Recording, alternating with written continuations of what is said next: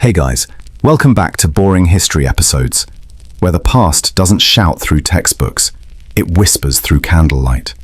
Tonight, we step into a chapter Rome tried to erase, a story of desire, danger, and the quiet decay of an empire. They called her Valeria Messalina, the empress who turned the royal bed into a battlefield. To poets, she was a monster. To courtiers, a temptation. To Rome, a mirror. Because every empire pretends its sins are unique, until one woman dares to live them out loud. This is not a love story. This is how lust became power, and how power devoured itself. You stir from your sheets. The room is half dark, half dream. Your fingertips brush against the cold fabric of time. Velvet, marble, and a scent of wine long spilled. Outside, night rain taps like footsteps on ancient stone. You reach for your headphones. You're ready to listen. If you're new here, take a breath. We move slowly here. No rush. Just stories that drift like candlelight. If the quiet feels good, stay a little longer. You can leave a gentle like, or let the subscribe light guide you back. Welcome, wherever in time you're listening from. Now, let the lights soften. Let the fan hum like Roman wind through stone arches. Let your thoughts slow. One by one, we'll go gently as history exhales. Close your eyes. It's 38 CE. The Palatine Palace glows in torchlight. A 15-year-old bride crosses its marble floor, and before dawn, she will become legend, not for her virtue, but for her defiance. A contest that shocked the world. The story begins in whispers, always in whispers. Rome is awake again. Lamps burn low in the Suburra, the air thick with wine, sweat, and the copper scent of coins. And somewhere in that sleepless dark, a wager is made. Not over gold or glory, something stranger, a contest of flesh. Two women, one, Sulla, a courtesan famed for stamina, the other, Messalina, Empress of Rome. Yes, an empress, competing in a brothel. The rule? Who can satisfy more men before dawn? Not charm, not seduce. Satisfy, a verb colder than marble. The room flickers with lamplight, steam curls through the air. Men wait like shadows, in a ritual no poet would dare describe aloud. And then it begins. They say 25 men entered that chamber. Some say more. Messalina wins, of course. Victory, though, tastes nothing like triumph. By sunrise, she lies breathless on silk sheets. Beside her, Sulla mutters the line history could never forget. Messalina, still unsatisfied. Rome gasps. Rome laughs. Rome pretends to be scandalized while listening too closely. Because this was never about lust. It was theatre, and Messalina understood theatre better than any man alive. She isn't chasing pleasure, she's mastering power, image, rumour, control. Every gasp from the audience becomes applause, every whisper a weapon. When she outlasts the courtesan, she isn't defeating a woman, she's conquering a city addicted to spectacle. Rome feeds on sin, the way wolves feed on blood. She simply gave them what they craved.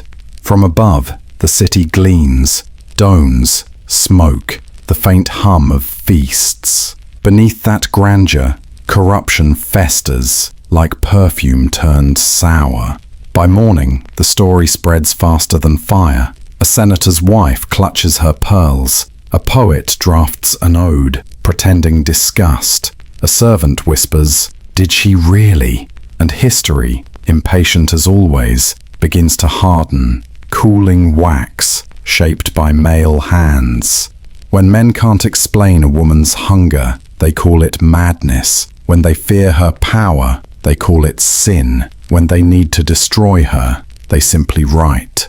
25 men, that's the fact. But the truth is quieter. An empire, staring at its own reflection. Rome hides cruelty behind philosophy, decay behind marble, and in that long, unholy night, Messalina becomes its mirror, the empire made flesh, a nation consuming itself. At dawn, the baths fall silent. Slaves scrub the floor, the scent of oil and sweat thick as incense. Somewhere, Claudius still sleeps, dreaming of order, blind to the ruin beside him. A woman's scandal will define the age. A man's corruption will not. Rome will remember the night pleasure became a sport, because power fades, empires fall, but desire always survives. Origins of a scandal, from noble bride to empress. The story rewinds, softly, like silk slipping backward through time. Rome breathes beneath marble skies, smoke, figs, iron, and ambition. Inside the Palatine Palace, a 15-year-old girl adjusts her veil. Her name is Valeria Messalina, and tonight she will be married. Claudius waits at the altar, 48, limping slightly, stammering between vows. Kind, perhaps, but not handsome. His eyes blink too often. His laugh stays too long. For Rome, this union is strategy. For Messalina, it's a sentence wrapped in silk. The ceremony is brief. Trumpets, incense. Another alliance sealed beneath Jupiter's indifferent gaze. Some call it love. Most call it survival. Later that night, while the city feasts, she learns her first lesson. Stillness is camouflage. Silence is currency. And beauty, the only weapon a woman can keep. When Caligula falls, chaos follows. They find Claudius behind a curtain, trembling. The soldiers bow, the Senate nods, and Rome crowns a man who never asked to rule. Now Messalina is 17, a teenage empress with a crown too heavy and a husband too distracted. Outside, fountains overflow and gold rains like blessings. Inside, the palace hums with loneliness. She walks the corridors alone, counting her reflections in bronze. Each one looks back, younger, sadder, wiser. She learns to smile precisely, to speak softly, to listen to men, and make them forget she's a child. It's survival disguised as charm. Rome changes. The madness of Caligula fades, but the rot remains. Every senator keeps a mistress. Every priest takes a bribe. The gods stare down from the Capitol, blind, patient, and unmoved. By day, marble shines. By night, it reeks of wine and fear. Banquets grow louder. Virtue grows cheaper. They toast to chastity with stolen wine. Messalina watches, learning the rhythm of hypocrisy. She understands the game now. Morality is a costume. Everyone wears it. Everyone stains it. She begins to adapt, softly, silently. Claudius calls her my little dove. The Senate calls her empress. The slaves whisper domina, and she calls no one at all. Her world narrows to scented rooms and careful smiles. Adored, rumored, never free. Rome gives her everything except meaning. When the city sleeps, she stands on the balcony above the forum. Torches flicker, dogs bark. A poet recites verses to a lover who doesn't listen. The night smells of iron and wine. She wonders what it feels like to laugh without consequence, to be ordinary again. Power feeds you, then forgets your name. And once you wake inside an empire built on illusion, it's impossible to sleep again. She's not wicked, just awake. And somewhere in that quiet, beneath the jasmine and marble, a spark is born, not of lust, but of defiance. Small now, harmless, almost beautiful. By morning, it will grow teeth. Night again. It always begins that way. The palace is quiet, too quiet for youth. Oil lamps flicker along the marble halls, their light wobbling on walls engraved with victories long forgotten. The guards whisper, dice clack somewhere in the distance, and behind one heavy curtain, an empress exhales. Messalina waits until the air stills, then the game begins. She changes in silence. The silk comes off first, that suffocating armor of privilege. Then the jewels, one by one. Each clink against the table sounds like a confession. In their place, rough linen, dark wool, a veil smelling faintly of smoke. Perfume is replaced by something sharper, a mix of cheap myrrh and old streets. Her fingers trace her reflection in a small bronze mirror. The girl inside looks neither royal nor safe. She looks alive. They call her Liza, the Shadow, a name simple enough to be forgotten by morning. She slips through the servants' corridors like a ghost who remembers every hinge and step. At the side gate, a cloaked figure waits. No words, just a nod, and then she vanishes into the Roman night. Sabura is awake. It always is. The smell hits first. Wine, sweat, smoke, and the sweetness of rot. This is not the Rome carved into marble postcards. This is the one that breathes through cracked brick and broken laughter. The streets shine wet from spilled drink. Men stagger. Women call from shadows. Coins jingle like little prayers to chaos. And in the middle of it all, an empress walks unnoticed. In the brothel, the air is thicker. Laughter sounds like coughing. Perfume burns the eyes more than it pleases the nose. Sheets cling damply to the wooden beds. The walls hum with old exhaustion, the kind of fatigue that seeps into the stone. Liza sits among them. She is just another girl now. No crown, no guards, no name that echoes. Only eyes, watching, measuring. It's strange. Freedom and danger feel almost identical. Historians will call it madness. Some will diagnose her across centuries, hypersexuality disorder, hysteria, moral decay, convenient labels for something that frightens them, a woman who refuses to stay caged. Maybe they're right, or maybe she was just bored.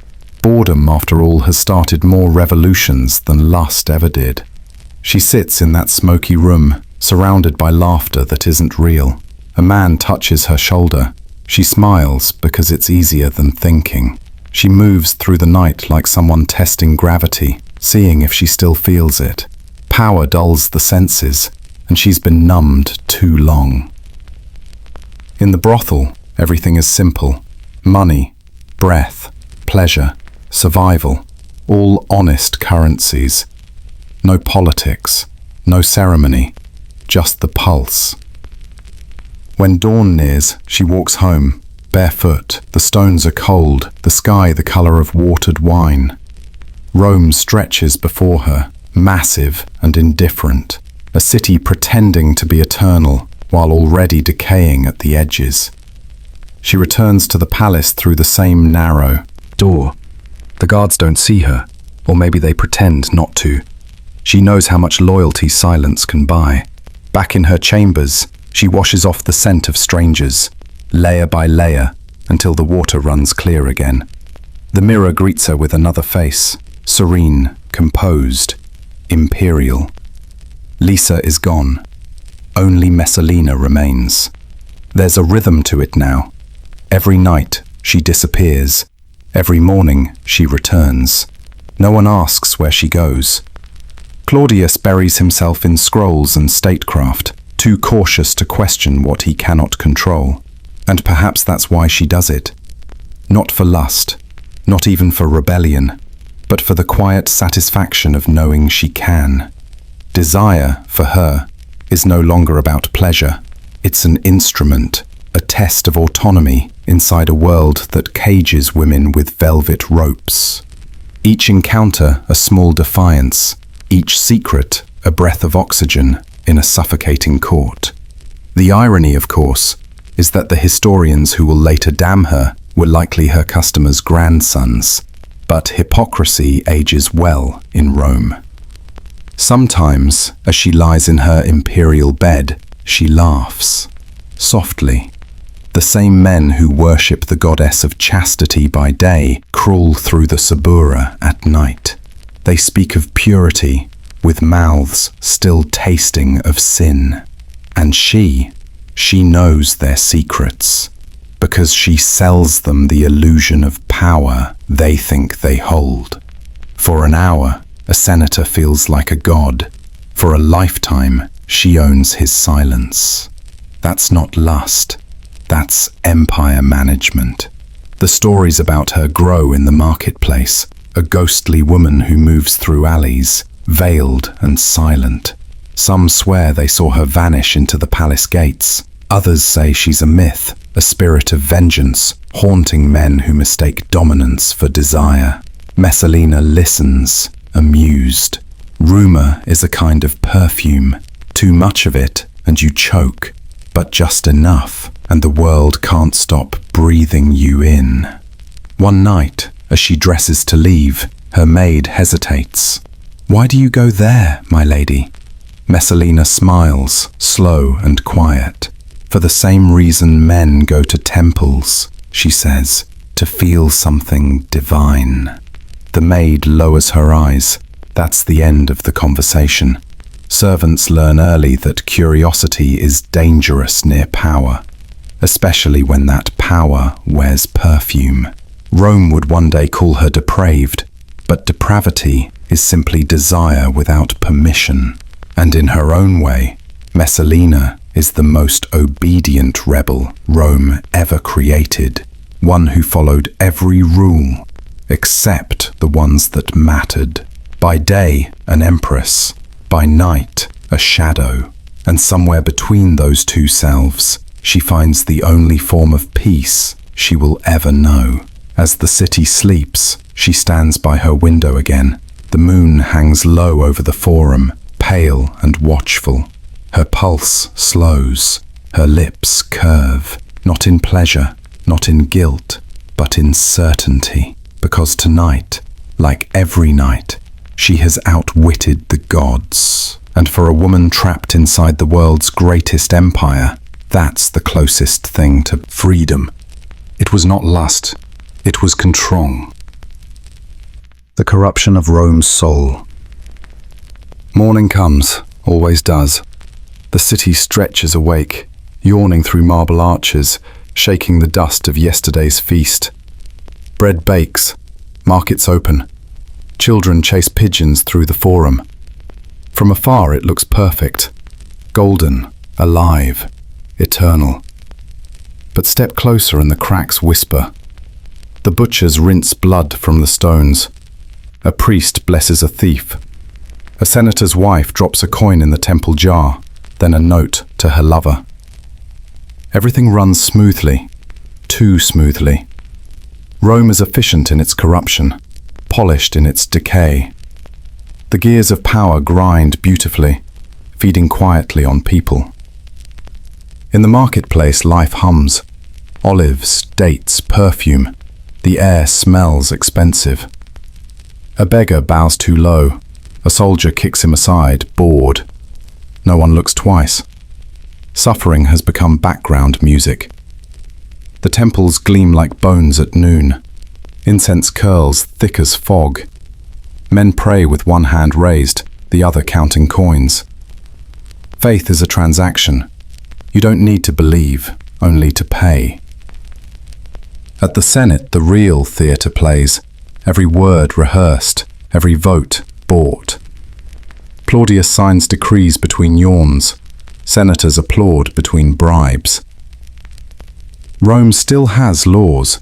It just rents them out by the hour. Messalina watches from her balcony, amused. Her empire has finally learned her art, to sin with grace. The irony is quiet but sharp. Rome preaches discipline, laughs at virtue. A man quotes Cicero by morning, betrays his brother by night. They don't call it hypocrisy, they call it politics. If you listen closely, the city hums like a tired heart. Fountains run endlessly, feeding gardens owned by men who never touch the dirt. The poor drink what trickles down, sometimes literally. Pity has gone out of style, compassion too. Appearance is the new virtue. Rome doesn't rot loudly, it rots politely. A poet once wrote that Rome was a woman, beautiful, deceitful, adored, feared. He was right. Like all great beauties, she pretends not to age. She powders sin with marble dust, perfumes decay with philosophy. And when the smell grows too strong, she throws another festival. Music, dancers, rivers of wine. Every toast a confession disguised as laughter. Even the slaves cheer, their chains glinting in torchlight. Rome's secret? It teaches you to love your own cage. Outside the walls, soldiers bleed for glory. The empire expands, contracts, expands again, like a dying lung that refuses to stop. Inside, the baker kneads dough. The courtesan paints her mouth red. A priest pockets donations between blessings. It's not evil, it's habit. And habit, history knows, is harder to kill than sin. At night, the city glows. From afar, divine. Up close, it's just fire, burning what can't be replaced. Messalina listens to the laughter drifting through her halls. Rome is alive, yes, but like a fever before collapse. Empires don't fall from invasion, they rot from within. And rot, when polished well, can look almost beautiful. The forbidden marriage. When lust became treason. The air feels wrong that morning. Too bright, too still. Rome has seen countless weddings. Sacred, scandalous, forgettable. But none quite like this. Guests arrive in silence, dressed in their best lies. Perfume, politics and fear mingle in the heat. And at the center of it all, Messalina smiles. Her husband, Emperor Claudius, is away. In his absence, the Empress marries another man. Not in secret, but in daylight, with witnesses and flowers. His name is Gaius Silius. Handsome, ambitious, doomed. He thinks it's love. It's treason wearing a wedding veil. The priests chant. 2 rings exchange hands, one gold, one fatal. Wine spills, laughter trembles. Every guest knows they're watching history misbehave. For a moment, it feels real. History rarely lets women taste joy. Messalina drinks deeply anyway. News travels faster than mercy. A servant whispers. A praetorian clears his throat. Claudius laughs, softly, nervously. Then he asks again, and silence answers. His voice changes. Orders fly. Rome prepares its favorite spectacle, justice. At the villa of Lucullus, the party is curdled. The music has stopped. Even the roses smell like warning. Silius tries to speak. He's executed before noon. Efficient, as always. Messalina hides, pleads, then plans. None of it matters. Rumor rides faster than any horse. Her mother Lepida finds her, barefoot, trembling, still in her wedding gown, smelling of smoke and regret. She kneels beside her, whispers, "End it yourself. Don't let them take even that." Messalina nods, then hesitates. A soldier enters. The blade gleams, polished, patient. She can't do it, so he does. It's quick, quicker than forgiveness, slower than pity. The garden swallows her last breath. Claudius, dining elsewhere, pauses when told. He sets down his cup, nods once, and asks for more wine. Empires don't mourn, they digest. By sunset, her name is erased, records burned. Guests swear ignorance. Rome exhales, pretending relief. But scandals don't die. They reincarnate. Messalina becomes myth, her desire rebranded as danger, her hunger rewritten by men with ink and judgment. They'll call her evil, they always do. Yet maybe she was only human, and in Rome, that was treason enough. The villa stands silent now. Grass grows where she fell. No inscription, no prayer. Sometimes silence tells the truth better than marble ever could. And yet, when torches flicker in imperial halls, some swear they see a woman in white, smiling faintly from the edge of the light. Maybe it's guilt. Maybe it's her. Maybe it's both. Empires mistake passion for rebellion, and rebellion for love. Messalina simply lived long enough to confuse them together. Rome crowned her with flowers, then used them as evidence. Death, erasure, and legend. It ends quietly. No drums, no crowds, just a garden. And a woman breathing her last. The villa of Lucullus lies beyond the city walls, far enough for scandal to echo softly. The air smells of roses and iron. The fountains have gone still. Messalina sits beneath a cypress tree. Her gown, once white, now the color of surrender. The executioner waits. Young, nervous, careful. You don't kill an empress every day. She holds the dagger. Her fingers tremble. For a heartbeat, she almost remembers the girl she was. Bride, lover, survivor. Then it's gone. Her mother, Lepida, kneels beside her. The same voice that once soothed childhood fevers now whispers, "Do it yourself. It's better that way." But courage, when rehearsed too long, forgets its lines.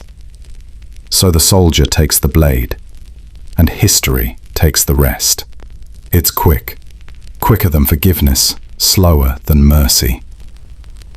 Her body folds into the grass. The roses don't react. Nature has no politics. Across the city, Claudius dines. The emperor chews slowly, swallows, nods. "Good," he says, then asks for more wine. Empires don't mourn, they digest. The next morning, Rome wakes as usual. Markets open, children shout. The baker sells bread as if nothing happened. The city forgets faster than it forgives.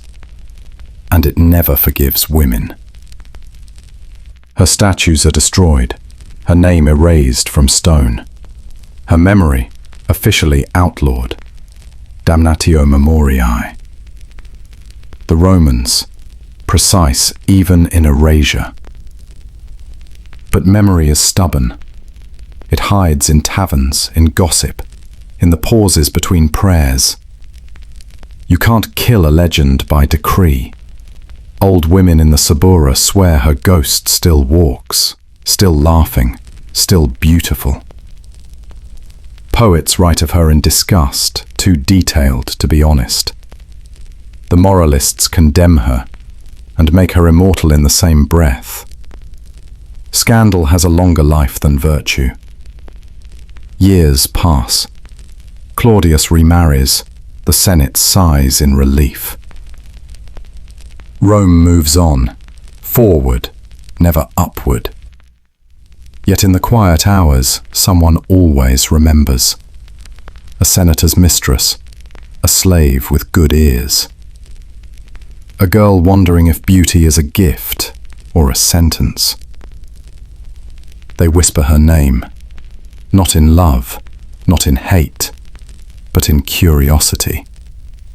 And that is remembrance enough. Messalina becomes myth, a creature made of warning and wonder. The philosophers debate her sins like scholars dissecting ghosts. None noticed that Rome itself looked just like her. Beautiful, corrupt, endlessly hungry. She didn't destroy the empire. She mirrored it. And Rome, hating its reflection, destroyed her instead.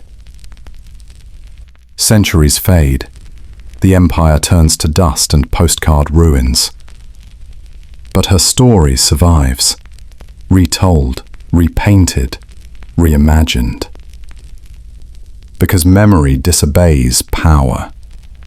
Forgotten names still find their way back. That's the trick of infamy. It outlives virtue by centuries. Rome thought silence would erase her. Instead, it made her eternal. The night wind moves through broken stone. The city sleeps. And somewhere, she still smiles. Proof that desire, not death, was Rome's most dangerous weapon. The myth versus the truth. History, when you listen closely, doesn't sound like memory. It sounds like men writing. The scrolls that survived, Tacitus, Suetonius, Juvenal, all written by the same kind of hands, steady, educated, afraid. Afraid of women who lived too freely. And so, Messalina became a story, not a person. They called her insatiable, corrupt, perverse. They never called her lonely. The ink dried, the lies hardened, and repetition did the rest. That's how myths are born, not from invention, but insistence. Tell a lie beautifully enough, and it becomes scripture. Messalina, the monster. Messalina, the warning. Proof that female desire must end in blood. Yet beneath the scandal lies something smaller and sadder. A girl of 15, clever, caged, learning that silence was survival. The historians never asked what that felt like. They only measured her appetite, never her emptiness. Rome forgave men for murder, conquest, hypocrisy. But a woman who wanted too much? Unforgivable. A man could burn a city and be remembered as ambitious. A woman could love the wrong man and be remembered as sin.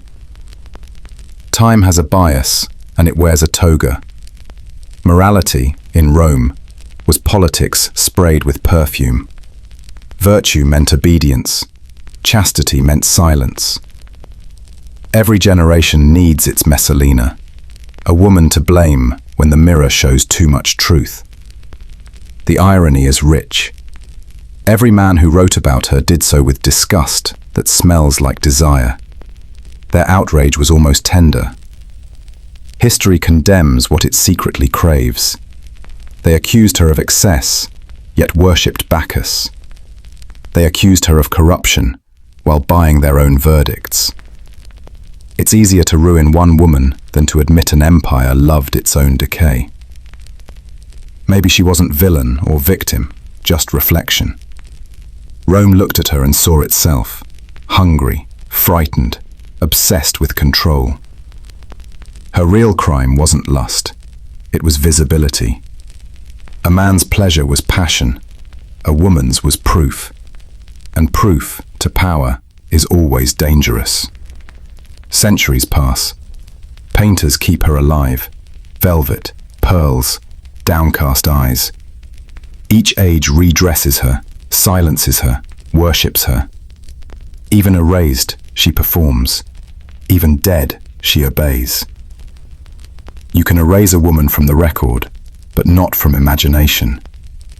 Erasure only makes her louder. We still do it, don't we? Forgive the conqueror, crucify the lover. Different century, same ritual. Messalina may have sinned, or maybe she was simply seen. Either way, history needed her guilty. Because nothing endures like a scandal that flatters its audience. She reached for control the only way she could, and for that, she became eternal. Rome tried to erase her name. Instead, it carved her into myth. Her real threat wasn't her hunger. It was her refusal to vanish quietly. Because in every empire, the most dangerous weapon isn't the sword, it's desire. The lamps dim. The story breathes its last. You can almost hear the garden again.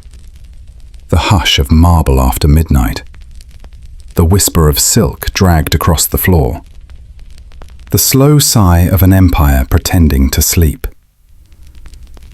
Rome is quiet now. The torches have burned down to memory. All that remains is a scent. Wine, smoke, and something softer, like regret wrapped in jasmine. Somewhere, Messalina still walks those corridors.